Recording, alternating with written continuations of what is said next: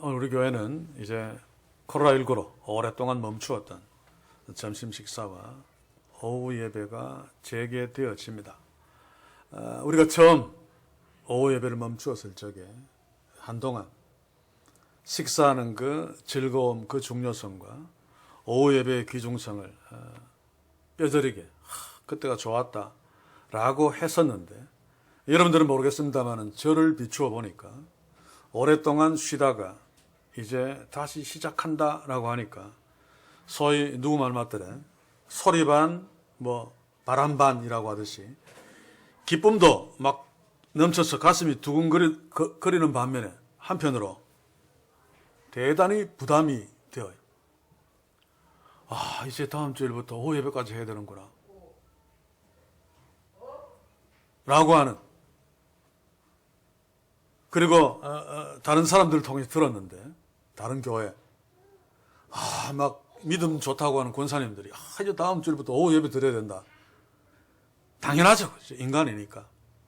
그런 어떤 상황들을 염두에 두면서 우리가 이제 다시 재개되어지는 오후 예배에 잘 적응할 수 있을까라고 하는 걱정. 어제 저는 밤을 꼴딱 새웠습니다. 그것 때문에 기도하고 또 뒤척뒤척거리다가 이제 좀 자야지라고 시계를 딱 보니까 아침 7시 10분이에요. 그래서 일어나자. 또 오늘부터 학생부 예배도 가야 되니까 그래서 일어났습니다만, 왜 이런 걱정 근심이 저에게도 있는가 하면 우리가 오후 예배를 쉰 시간들이 생각보다 길기 때문입니다.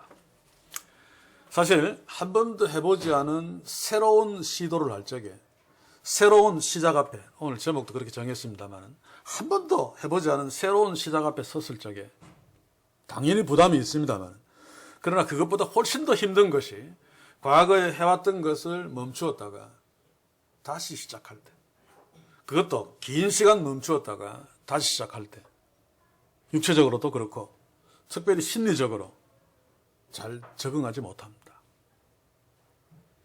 신앙에서는 더욱더 그렇습니다. 그래서 한국교회의 표현을 빌리자면 우리가 오후 예배를 쉬는 동안 우리는 못 느낍니다. 거의 저도 못 느꼈습니다.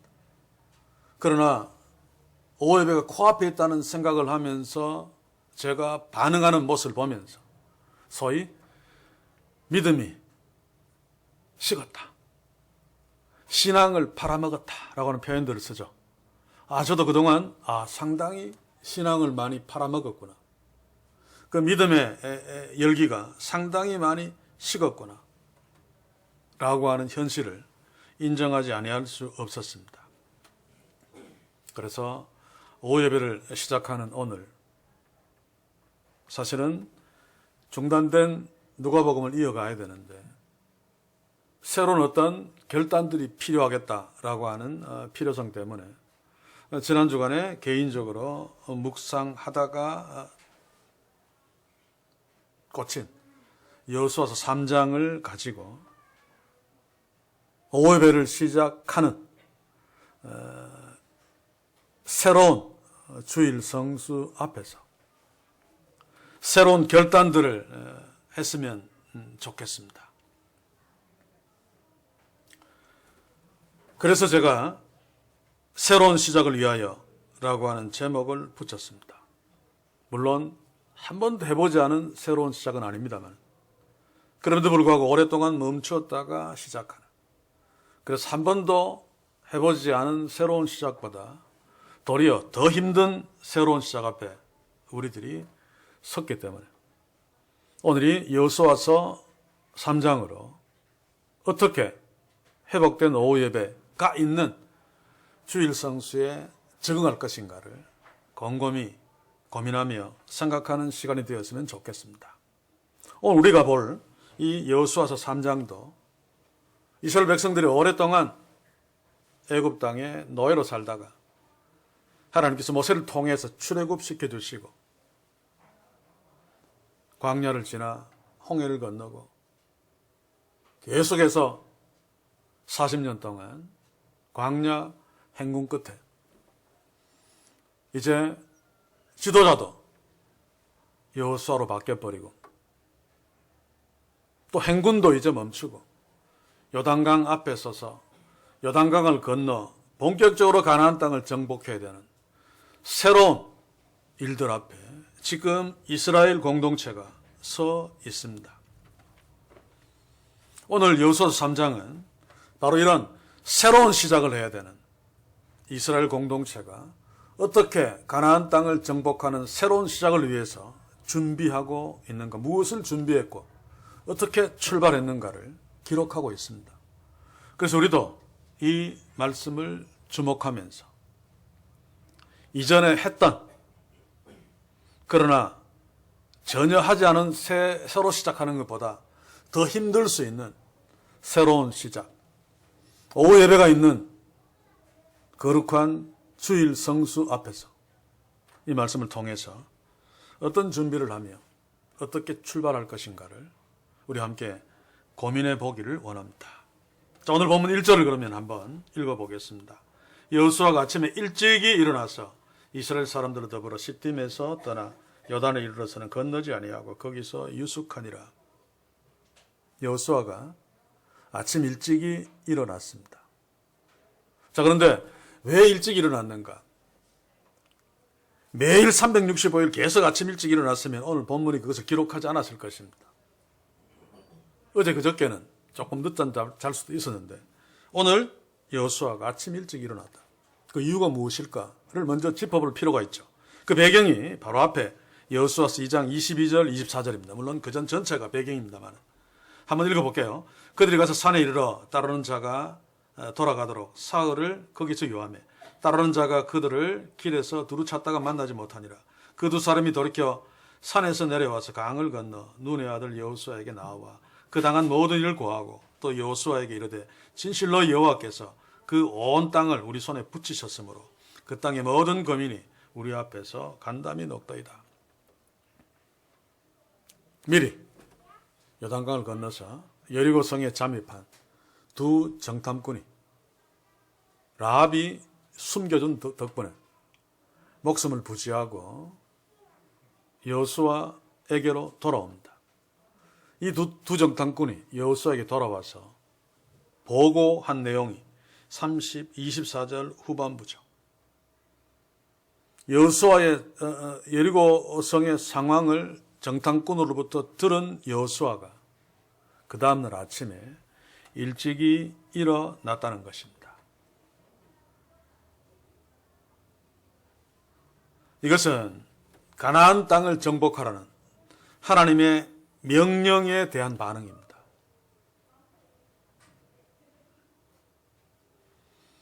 여호수아의 이런 반응은 하나님의 명령 앞에서 또는 하나님 앞에서 일관되게 나타나는 반응입니다.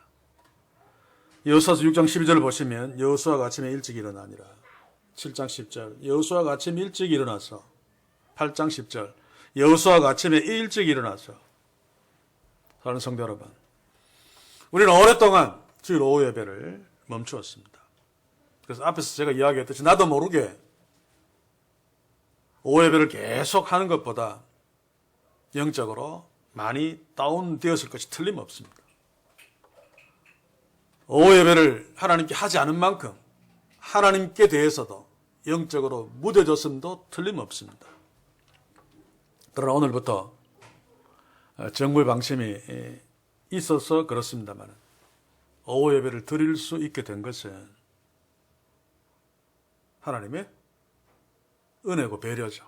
동시에 하나님의 명령이기도 합니다. 무슨 명령입니까? 오후 예배를 온전히 회복하여 이전처럼 나를 기쁘게 하고 그로 인해 너희들도 복을 누리기 원한다 라고 하는 하나님의 마음이 담겨 있다고 여겨집니다. 이 명령 앞에서 우리는 여호수아처럼 아침에 일찍이 일어나는 그런 적극적이고 부지런한 반응이 필요하다고 여겨집니다. 사랑하는 성도 여러분, 예배를 통해 하나님이 영광을 받으시고 영광 받으시는 하나님이 예배하는 자들을 축복하십니다. 우리는 여호수아가 아침 일찍 일어나서 이제 가나안 땅을 정복하기 위한 하나님의 명령 앞에 서서 요단강을 건너는 준비를 한 것처럼 우리도 오늘 이 말씀 앞에 서서 오후 예배를 재개하라는 하나님의 명령 앞에서 그 명령을 잘 순종하기 위하여 이전보다 더 적극적으로 더 열심을 내어서 여호수아가 아침 일찍 일어난 것처럼 오후 예배가 있는 주일 앞에 반응해야 할 것이다 그 말입니다. 사랑하는 성도 여러분, 좀 의도적으로 이제 오늘부터 또 다음 주일 또 중간에 어떻게 멈춰질지는 모르겠습니다만 오후 예배가 있는 주일을 맞이하는 그런 새로운 마음으로 좀 결단하는 마음으로 더 열심을 내는 마음으로 오후 예배가 있는 주일 앞에 우리가 설 수 있기를 소원합니다. 자, 그러면 하나님이 기뻐하시는 예배자로 더욱 하나님께 가까이 나아갈 수 있을 것이며 하나님이 주시는 놀라운 축복을 우리 모두 더욱 풍성히 누릴 수 있을 것입니다. 자, 이제 다시 여호수아 3장 1절과 2절을 봅시다. 자, 그런데 보면 아침에 일찍 일어났지만은 그래서 이스라엘 백성들과 더불어 시딤에서 떠나서 요단 앞에 이르렀지만 거기서 건너지 아니하고 유숙했으나 3일 동안. 왜 그렇습니까? 이스라엘 공동체는 요단강을 건너야 하는 주의 명령을 아주 신중하게 처리했다는 사실입니다. 그래서 바로 건너지 않고 3일 동안 유숙했죠. 3일 동안 유숙하면서 무엇을 했을까요?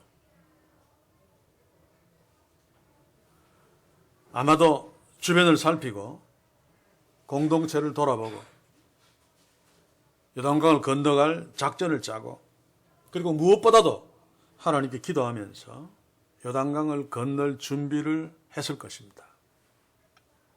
우리도 오후 예배가 있는 주일을 앞두고 이렇게 주일 앞에 서자는 것입니다.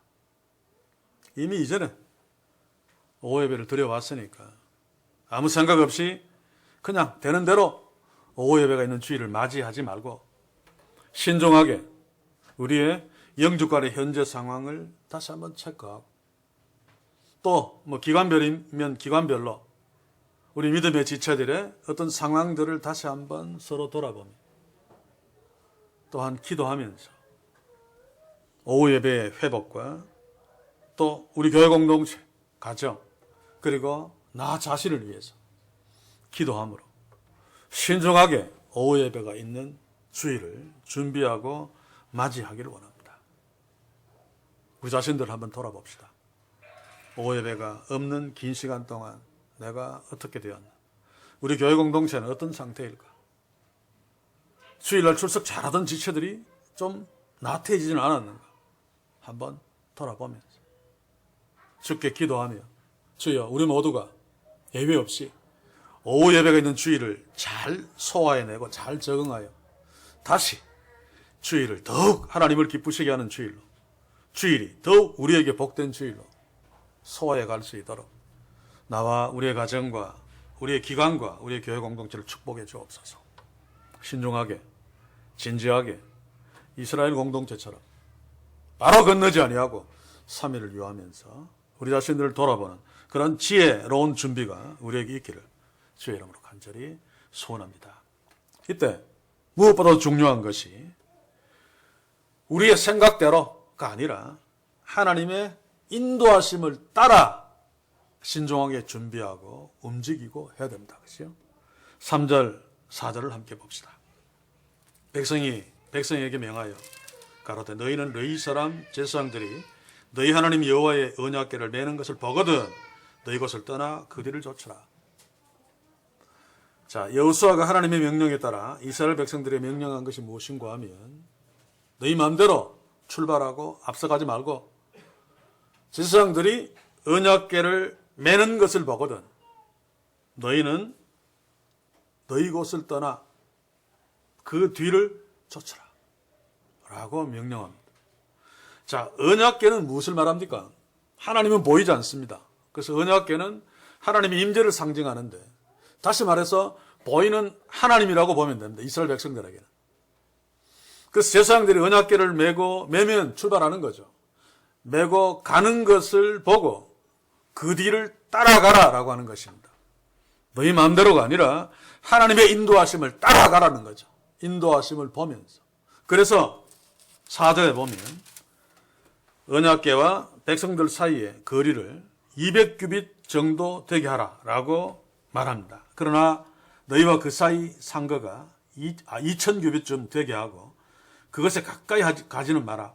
그리하면 너희 행할 길을 알리니 너희가 이전에 이 길을 지나지 못하였음이니라.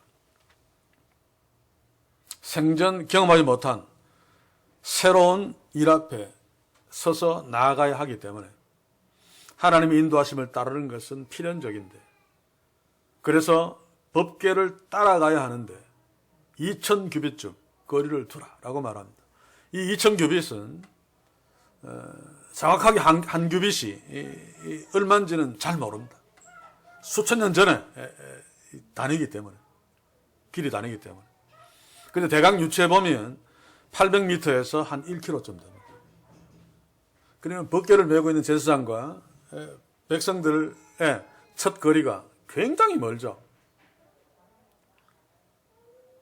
왜 이런 조치를 취했는가 하면, 비록 멀리서 보고 또 감을 잡을 수밖에 없다 할지라도 멀리 거리를 뛰어야지 전체 이스라엘 백성 전체가 법궤가 움직이는 것을 의식하고 따라갈 수 있습니다. 그래서 일부 사람이 아니라 이스라엘 공동체 전체가 법궤의 움직임을 감지할 수 있도록 거리를 그만큼 띄우라는 것이죠. 굉장히 중요한 교훈입니다. 어느 교회 공동체에도 마찬가지고 이스라엘 공동체도 마찬가지입니다. 일부만 보고 따라가고 나머지는 못 보고 그냥 우왕좌왕하면 그 공동체는 가나안 땅을 정복하는 일을 성공할 수 없습니다. 그래서 공동체 전체가 하나같이 법궤로 상징되어지는 하나님의 인도하심을 따라 가야 되죠. 우리 교회 공동체도 마찬가지입니다.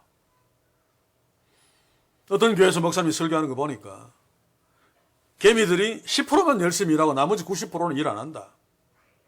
그러니 우리 교회 공동체도 10%만 열심히 일하면 교회는 잘 돌아간다. 물론 그럴 수 있습니다.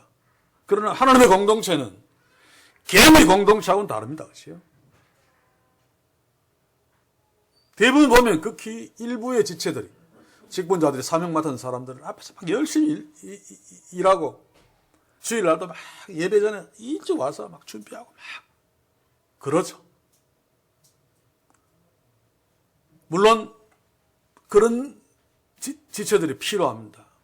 그러나 나머지 지체들은 그런 일을 하지 않는, 그런 어떤 책임이 없어서 하지 않는다 할지라도 한 가지 기억해야 될 것은 일부 지체들이 아니라 모두 다 이 교회 공동체를 이끄시는 하나님을 놓치면 안 됩니다. 그래서 매일의 말씀 묵상이 중요하죠. 같은 본문으로 매일매일 하나님을 주목하고 하나님의 인도하심을 따른다. 제가 아침에 주목한 말씀, 우리 교회 공동체 모든 지체들이 다 함께 주목하고, 이게 곧 하나는 아닙니다만 하나같이 하나님의 인도하심을 따를 수 있는 좋은 도구고 좋은 선물이죠.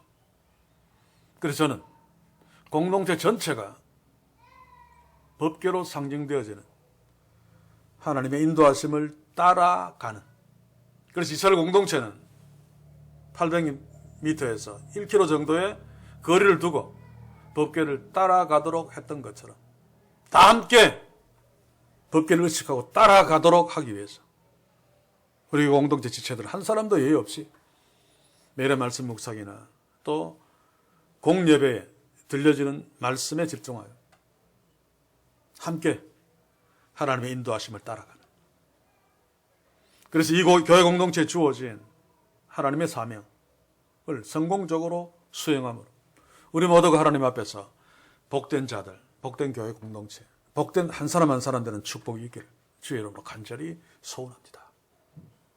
몇 명이 아니라 다 같이 하나님의 인도하심을 깨닫고 인지하고 의식하고 따라가는 이 축복이 우리 교회 공동체에 풍성하기를 주의 이름으로 간절히 소원합니다. 자, 그런데 이런 상황에서 주님의 인도하심을 따라가며 요단강을 건너 가나안 땅을 정복해야 하는 자들에게 필수 조건이 하나 더 있습니다. 어쩌면 당연한 것인데 그럼에도 불구하고 정말 이 땅에 있는 교회들에게서 잘 안 되는 그게 무엇입니까? 5절에 있습니다. 당연하죠. 하나님은 아무리 금으로 된 그릇이라 할지라도 더러운 그릇은 절대로 쓰지 않습니다. 당연합니다. 아무리 나무 조각으로 된 초라하고 작은 그릇이라 할지라도 깨끗한 그릇을 하나님은 기뻐 사용하십니다. 그래서 여호수아는 이제 가나안 땅을 정복하는 하나님의 도구로 사용되어질 이스라엘 백성들에게 무엇을 요구하고 무엇을 명령합니까? 5절을 봅시다. 여호수아가 또 백성에게 이르되 너희는 스스로 성결케 하라. 여호와께서 내일 너희 가운데 기사를 행하시리라. 왜 성결케 해야 되느냐 하면 하나님이 그들 가운데 임하셔서 기사를, 기적적인 역사를 행하실 것이기 때문에 하나님이 그 일을 우리 가운데 행하실 수 있도록 너희는 스스로 성결케 하라. 물론 당시에는 성결의식이 있었습니다. 이미 율법이 주어졌기 때문에. 그러나 오늘 이 시대에 우리는 성결의식을 행하는 것이 아니라 우리는 그러면 어떻게 스스로 성결케 하라는 명령 앞에 설 수 있을까? 고대 여호수아 시대나 우리 시대나 스스로 성결케 할 수 있는 인간은 아무도 없습니다. 그래서 모세의 성결 규례에 따라 씻고 하는 것, 그 당시 유대인들이 이해했을지는 모르겠습니다만 내가 이렇게 씻어서 깨끗해졌다가 아니고 이런 어떤 하나님의 명령을 통해서 하나님이 나를 깨끗게 하셨다라고 하는 철저한 하나님의 역사, 하나님의 일하심을 의지할 때 하나님이 성결하다고 선언해 주십니다. 그래서 오늘 이 시대의 교회 공동체도 우리는 성결해야 된다.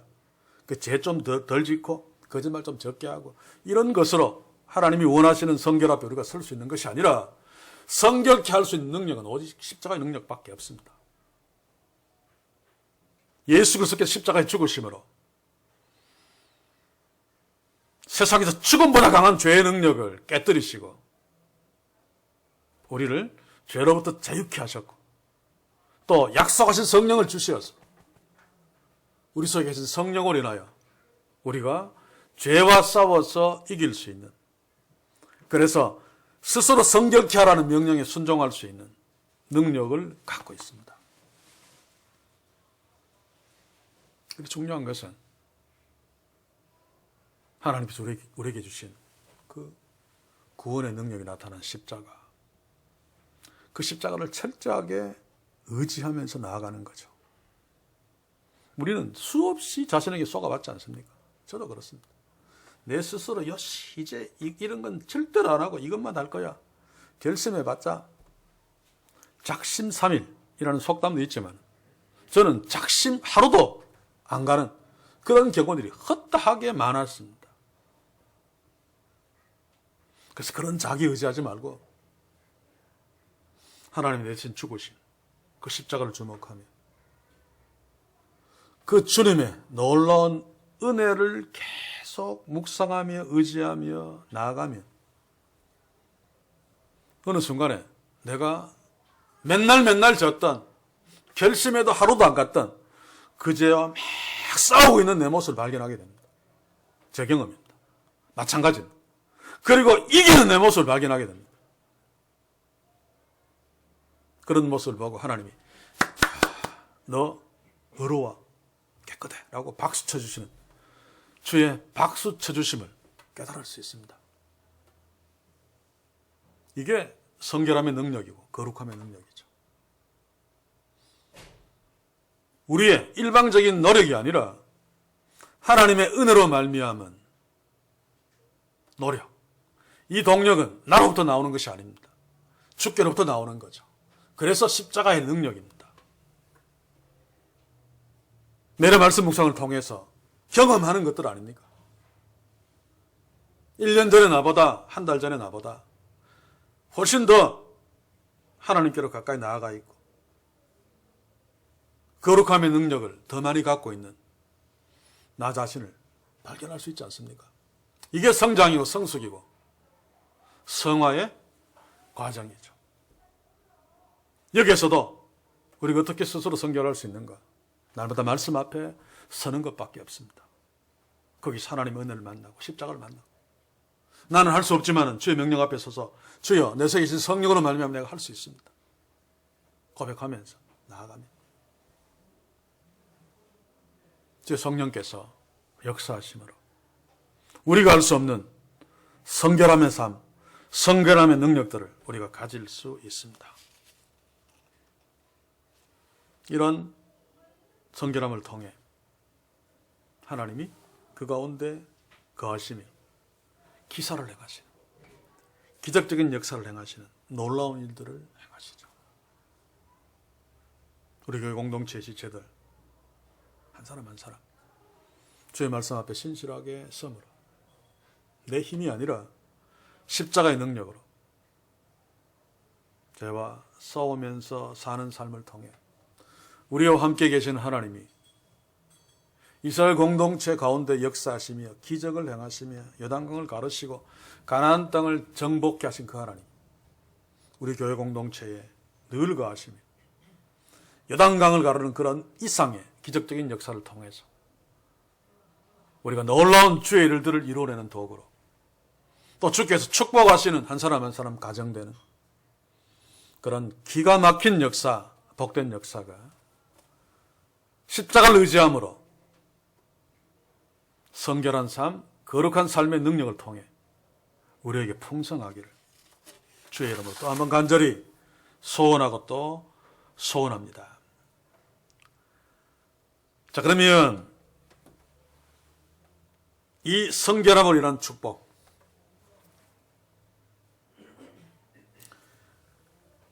기관, 가정, 그리고 한 사람 한 사람 넘쳐야 있어야 주의 역사하심을 누릴 수 있는데, 그런데 이런 역사하심을 누리는, 이런 축복을 누리는데 또 한 가지 필요한 것이 있습니다. 무엇입니까? 기적을 행하시고 역사하시는 그 하나님은 누구신가? 또 우리에게 축복하시는 하나님은 누구신가? 특별히 이스라엘 백성들은 이제 요단강을 건너야 되는 힘든 일 앞에 있습니다. 이것을 건널 때 그들이 어떤 하나님을 인지하고 의지하고 나아가야지 이 새로운 시작 성공적으로 수행할 수 있을까라고 하는 것입니다. 이스라엘 하나님, 우리의 하나님은 어떤 분이신가? 요단강을 지금 건너야 하는 이스라엘에게 가장 필요한 하나님께 대한 지식은 무엇인가? 제가 하나님께 대한 지식이라고 하는 것은 하나님을 믿는 믿음을 말합니다. 하나님을 알아야지 그 하나님을 믿게 되죠. 전능하신 하나님은 전능하시다. 내가 그 전능하신 하나님을 믿습니다. 나의 불가능한 것은 전능하신 하나님께 내어놓습니다. 아멘. 전능하신 하나님을 믿어야지, 믿겨서야지 나의 불가능한 일을 전능하신 하나님께 내어 맡길 수 있듯이, 지금 이스라엘 백성들이 가나안 땅을 정복하기 위해서 요단강을 건너야 되는데, 미리 말씀드립니다만 오늘 우리가 읽은 말씀에 갈로로 해놓고 요단이 몸에 거두는 시기에는 항상 언덕이 넘치더라 라고 해놓았죠. 이것은 아마 원문에 있는 것은 아니라, 있는 것이 아니고 필사하는 사람들이 후대의 독자들에게 이해하기 좋도록, 여호수아가 지금 요단강을 건너야 될 때는 우기기 때문에 요단강이 범람하는 시기입니다. 갈라진 홍해를 가는 것과 전혀 차원이 다릅니다. 이런 상황, 도저히 말도 안 되는 막 강물이 막 흙탕물이 되어서 막 칠칠칠 막 흘러내리는, 범람하는 그런 강을 건너야 할 때 어떤 하나님에 대한 지식과 믿음이 필요한가? 홍해를 건널 때는 하나님이 미리 갈라놓으셨기 때문에 믿음보다는 눈으로 보고 그냥 따라가면 됩니다. 그러나 요단강은 상황이 다릅니다. 어떤 하나님을 신뢰해야 되는가? 실제로 한번 봅시다. 여호와께서 여호수아에게 이르시되 내가 오늘부터 시작하여 너를 온 이스라엘의 목전에서 크게 하여 내가 모세와 함께 있던 것 같이 너와 함께 있는 것을 그들로 알게 하리라. 자, 하나님을 아는 것인데 어떤 하나님입니까? 모세와 함께 하셨던 것처럼 여호수아와 함께 하는 하나님. 하나님이 여호수아와 함께 한다는 것을 이스라엘 백성들로 알게 하겠다. 뒤집어 이야기하면 이스라엘 백성들이 요단강을 건너기 위해서는, 건널 수 있는 믿음은 우리와 함께 하시는 하나님을 알고 신뢰하는 것입니다. 여호수아는 이스라엘 공동체 리더이기 때문에, 지도자이기 때문에 그와 하나님이 함께 하신다는 것은 바로 이스라엘 전체 공동체와 하나님이 함께 하신다는 거죠. 그 하나님을 알고 믿으면 이스라엘 공동체는 말도 안 되는 명령이라 할지라도 기꺼이 순종하면서 나아갈 수 있습니다. 왜냐하면 전능하신 하나님이 우리와 함께 하시기 때문에. 그것을 이스라엘 백성들에게 알게 하겠다. 알게 하겠다는 말은 믿게 하겠다는 말입니다. 이스라엘 백성들이 모세와 함께 하셔서 홍해를 가르시고 광야 진행 동안 만나를 내려주시고 메추라기를 주시고 반석에서 물을 내신 그 하나님이 지금 여호수아와 동일하게 함께 계신다 라고 하는 사실을 인지하고 믿어야지. 범람하는 요단강을 보고 명령이 떨어졌을 적에 아멘하고 건널 수 있을 것입니다. 요단강을 건너야지 하나님이 약속하신 가나안 땅을 정복할 수 있습니다. 그 가나안 땅을 선물로 받을 수 있습니다. 그래서 하나님이 약속하신 복을 누리기 위해서 하나님의 수많은 지식들이 필요합니다만 그 중에 급하게 절대적으로 필요한 하나님에 대한 지식은 임마누엘, 하나님이 우리와 함께 하신다. 그러므로 말도 안 되는 이 힘든 상황도 하나님이 우리와 함께 하시기 때문에, 하나님이 앞서 행하시기 때문에 해결할 수 있다. 건널 수 있다. 가자! 라고 하나님의 명령에 따라 순종하며 움직일 수 있단 말입니다. 사랑하는 성도 여러분, 우리가 이것을 믿습니다. 그렇죠? 하나님 우리와 함께 하신다. 지금도 하나님께서 우리와 함께 하시면서 우리의 예배를 기뻐 받으시고 또 부족한 이정을 통해서 여러분들께 말씀해 주십니다. 물론 제가 말하는 모든 말이 하나님의 말씀을 대변하는 것은 아닙니다만 저도 인간이니까 실수도 하고 헛소리도 하겠죠. 그러나 그래도 불구하고 우리 속에 계신 성령께서 이 말을, 제 입에서 나오는 말을 통해서 하나님의 음성을 들으며 하나님이 함께 하심을 깨달을 수 있도록 역사해 주십니다. 사랑하는 성도 여러분, 하나님은 지금도 우리와 함께 하십니다. 죽을 때까지, 아니 영원토록 우리와 함께 하시면서 우리를 축복하실 것입니다. 우리의 가정도 마찬가지고 우리의 자녀들에게도 마찬가지일 것입니다.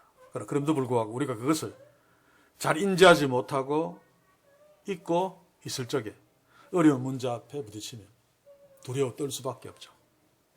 범람하는 요단강을 건너라 그러면 말도 안 되는 소리 하지만 어떻게 건너느냐 라고 뒤로 물러서며 어려운 인생의 현실 앞에 서면 낙심부터 하게 됩니다. 다시 한번 하나님이 이스라엘 백성들에게 하기를 원했던, 내가 네와 함께 하겠다, 함께하는 것을 이스라엘 백성들로 알게 하겠다. 우리에게도 계속 알게 해주십니다. 우리와 함께 하시는 하나님을 더욱 예민하게, 더욱 깊이 인지하고 믿음으로 우리 앞에 있는 요단강 같은 어려운 문제들, 하나님의 역사하심으로 갈라지고 멈추어지고 건너가는 그런 승리의 축복들이 우리 교회 공동체와 우리 모두에게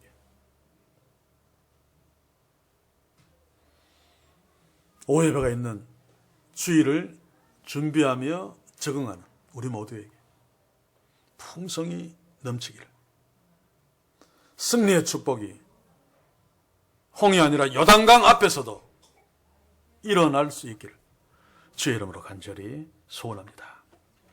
자, 그러면 이 중요한 여호와께서 우리와 함께 하신다라고 하는 사실을 이스라엘 백성들이 어떻게 믿게 되었을까? 하나님이 그렇게 하겠다고 했는데 이것 또한 너무너무 중요하죠. 자, 그것은 범람하고 있는 요단강, 여전히 콸콸콸 흐르고 있는 그런 상황이지만 그럼에도 하나님의 명령대로 그 무거운 벗개를 메고 요단강에 먼저 들어간 제사장들의 믿음을 통해서 이스라엘 백성들이 하나님 우리와 함께 하시는구나 라고 하는 사실을 알게 하셨단 말입니다. 8절을 봅시다. 너는 언약궤를 맨 제사장들에게 명하여 이르기를 너희가 요단 물가에 이르거든 요단에 들어서라 하라. 그렇게 명령하면 14절에 가서 보시면 백성이 요단을 건너려고 자기들의 장막을 떠날 때에 제사장들은 언약궤를 메고 백성 앞에서 행하니라. 15절 계속 읽습니다. 범람하는 무림에도 불구하고 가로 안에 궤를 맨 자들이 요단에 이르며 궤를 맨 제사장들의 발이 물가에 잠기자. 제사장들이 범람하는 요단강 강물에 법궤를 메고 그들의 발을 먼저 담그었습니다. 다르게 이야기하면 흐르는 요단강 물 속으로 들어갔단 말입니다. 그러자 하나님이 놀랍게 일하셨죠. 그 믿음을 통해서. 그래서 이스라엘 백성들이 그것을 보고 하나님이 우리와 함께 하신다라는 사실을 믿고 따라 요단강을 건넌 것입니다. 물론 저 위에서 그 흐르는 물을 하나님이 멈추게 해서 마른 땅을 건넜습니다만 그러나 그럼에도 불구하고 이 부분은 믿음이 없이는 곤란합니다. 언제 다시 흘러내릴지 모르기 때문에. 그러나 그들은 제사장이 물에 발을 담그자마자 그 범람한 요단강 물이 멈춰지는 것을 보고 하나님 우리와 함께 하신다 라고 하는 사실을 알고 믿고 여호수아의 명령대로 법궤를 따라 요단강 물을 이스라엘 백성들이 건넜다는 것입니다. 이게 무엇을 말합니까? 우리 공동체 전체가 하나님 앞에 바로 서는 믿음이 필요합니다만 그러나 그럼에도 불구하고 들쭉날쭉하죠. 먼저 믿은 사람들, 믿음이 더 좋은 사람들, 또 기성세대, 청년보다, 자녀들 세대보다 부모, 직분자들, 더 오래 믿은 사람들, 이런 사람들의 믿음의 순종이 중요하다는 말입니다. 이런 믿음의 순종을 통해서 나머지 모든 자들, 믿음이 연약한 자들도 있는데 이런 자들이 하나님을 봅니다. 그래서 제가 늘 강조하듯이 가정에서 부모들이 눈에 보이지 않는 하나님을 자녀에게 보여주는 것이 최고의 선물입니다. 어떻게 보여줍니까?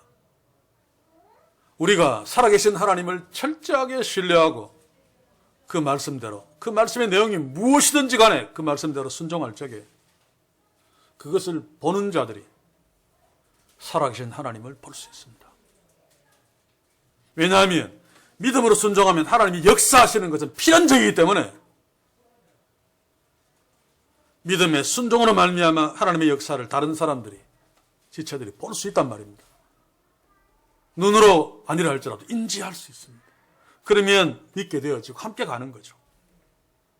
이런 관점에서 우리 교회 공동체 전체의 믿음도 너무너무 중요하다는 사실을 우리가 기억합시다. 타락한 교회들을 보면서 하나님이 우시는 그 눈물을 우리는 보고 압니다. 하나님이 우리에게 맡겨진 사명이 무엇인지 우리는 깨닫고 그 사명의 무게를 우리가 인지합니다. 그렇다면 우리가 먼저 하나님의 말씀 앞에, 하나님의 명령 앞에 진정한 믿음의 순종이 있어야 합니다. 그러면 하나님께서 요단강을 멈추는 놀라운 기적 같은 역사들을 이 교회 공동체를 통해서 드러내시고 그것을 타락한 교회들이 보게 될 것입니다. 그러면 그들도 회개하고 가슴을 찢으며 하나님 앞에 새롭게 설 것입니다. 16절 17절 한번 보십시오. 그렇게 잠기자 16절 위에서 흘러내리는 물이 그쳐 심히 멀리 다 말라버리고 17절에 보시면 이스라엘 백성들도 마른 땅으로 향하여 요단을 건너니라. 이것입니다. 제사장들이 말도 안 되는 상황인데 홍해를 갈라놓고 건너라는 것도 사실은 그렇게 쉽지 않을 수 있는데 옆에 막 물들 보면 겁나는데 물이 범람에 흐르는 요단강을 향해 가라 라는 명령 앞에 제사장들이 그대로 순종했습니다. 그러자 요단강 물이 멈춰버리는 기적적인 역사가 일어났죠. 여러분, 하나님의 말씀은 순종할 때 기적을 만날 수 있습니다. 하나님께서 말씀을 우리에게 주신 것은 순종하라고 주신 거죠. 이게 바로 믿음이고 우리는 믿음의 순종이라고 말할 수밖에 없는데 우리의 정서상 사고 구조 때문에 그러나 믿는다가 순종한답니다. 순종한다가 믿는답니다. 믿는다 없이 순종하는 것은 헛된 것이고 믿는다가 있는데 순종이 없는 것은 믿는다가 아닌 거죠. 주의 말씀에 순종하면 놀라운 역사가 일어난다는 것. 이거는 예외가 없습니다. 단지 우리가 인지하지 못하고 눈으로 볼 수 없는 경우들은 들어있지만 요한복음 4장 49절 50절 한번 보십시오. 신하가 가라되 주여 내 아이가 죽기 전에 내려오소서. 예수께서 가라사대 가라 네 아들이 살았다 하신데 그 사람이 예수의 하신 말씀을 믿고 가더니 왕의 신하가 자기 아들이 다 죽어갑니다. 그냥 두면 분명히 죽습니다. 그래서 예수님께 와서 죽기 전에 내 아들에게 와서 좀 살려주십시오 라고 말하는데 예수님은 무성의하게 그렇게 보이는 것처럼 가라 네 아들이 살았다 말만 합니다. 아무것도 변화된 것을 이 왕의 신하가 볼 수 없습니다. 자기 아들은 자기 집에 있기 때문에. 그런데 불구하고 이 왕의 신하는 예수님의 말씀을 그대로 믿고 가더니는 순종이죠. 예수의 하신 말씀을 믿었다라고 해도 가는 것입니다. 믿었으니까 가는 것이고 간다는 것은 믿는다는 것입니다. 어떤 역사가 일어났습니까? 죽을 수밖에 없는 자기 아들이 다시 살아나는 역사를 이 왕의 신하가 체험했습니다. 아무런 변화가 없는데 아무것도 달라지지 않았는데 주께서 가라 네 아들이 살았다라고 하는 말씀을 그대로 믿고 순종했더니 놀라운 하나님의 역사가 일어났단 말입니다. 사랑하는 성도 여러분, 우리에게 이런 믿음이 있기를 소원합니다. 이런 믿음의 순종이 있기를 소원합니다. 오늘 주의 제사장들이 요단강 물에 발을 담근 그 믿음이 어디에서부터 시작되었는가 하면 13절이 그 근거죠. 요단강 물 위에 내려가면 밟고 멈추면 요단강 물이 끊어지고 쌓여지리라 라고 하는 하나님의 선언을 이 제사장들이 믿었기 때문에 내려간 것입니다. 그렇지 않으면 죽는데 그 하나님의 말씀을 믿지 않은 자가 어떻게 범람하는 요단강물로 들어갈 수 있겠습니까? 흉내도 낼 수 없는 일입니다. 절대로 할 수 없는 일입니다. 그런데 제사장들은 했습니다. 이런 순종은 간이 배 밖에 나와도 할 수 없는 것입니다. 생명이 하나밖에 없기 때문에. 제사장들은 간이 배 밖에 나온 자들이 아닌데 순종했습니다. 왜냐하면 하나님께서 말씀하시는, 약속하시는, 선언하시는 그 말씀을 듣고 믿었기 때문입니다. 우리가 주의 말씀을 들으면 믿게 되어져 있습니다. 믿으면 순종하게 되어 있고 순종하면 하나님의 놀라운 역사가 일어납니다. 왕의 신하가 주의 말씀을 믿고 그냥 갔을 때 죽을 수밖에 없던 아들이 살아났던 것처럼 우리가 예전에 봐왔던 누가복음 5장 4절, 5절, 6절에서 마찬가지죠. 베드로가 밤새도록 한 마리의 물고기도 잡지 못하고 그냥 나와서 그물을 씻고 있는데 예수님이 깊은 데로 가서 그물을 내려라. 이거 사실 말도 안 됩니다. 어부인, 물고기 잡는 전문가가 목수 출신인 예수님이 말하는 소리 코웃음 칠 수 있습니다. 왜 말이 안 되기 때문에. 고기는 밤에 잡아야 많이 잡는데 해 뜨면 밤에도 한 마리도 못 잡아요. 낮에는 100% 한 마리도 못 잡습니다. 깊은 데로 가서는 낚시를 던져야지. 그물을 내리면 고기들이 다 도망가기 때문에 말도 안 되는 이야기입니다. 그리고 낮에 그물을 치면 고대 사이의 그물은 다 보이는 굵은 줄이기 때문에 내가 없는 물고기라면 몰라도 물고기가 절대로 그물 안으로 들어오지 않습니다. 그런데도 베드로가 어떻게 말합니까? 밤이 맞도록 수고해서 얻은 것이 없지만은, 이 말은 무슨 말입니까? 당신의 말이 말도 안 되는 소리지만 그러나 주의 말씀에 의지하여 내가 그물을 내리리다. 그 말입니다. 잡지 못했다는 말은 말도 안 되는 명령이라는 뜻입니다.